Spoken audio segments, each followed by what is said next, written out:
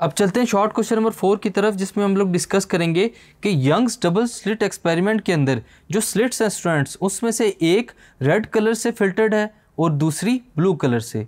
हम लोगों ने देखना है कि इंटेंसिटी ऑफ लाइट का फ्रिंजेस पैटर्न के ऊपर क्या असर पड़ता है अगर हम लोग रेड और ब्लू फिल्टर्स को यूज़ करते हैं। आइए देखते हैं। In the Young's experiment one of the slits is covered with blue filter and other with red filter.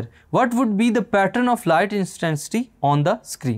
The two red and blue lights emerging from the two slits are of different wavelengths.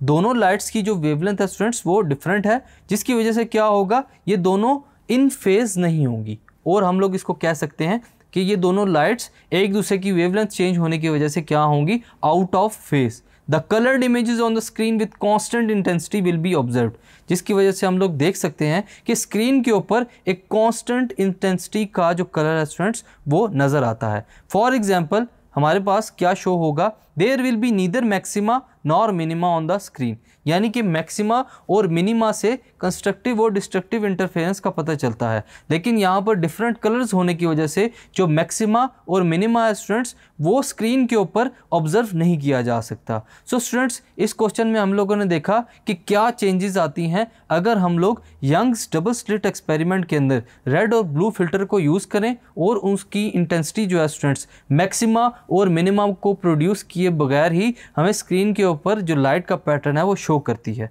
Thank you.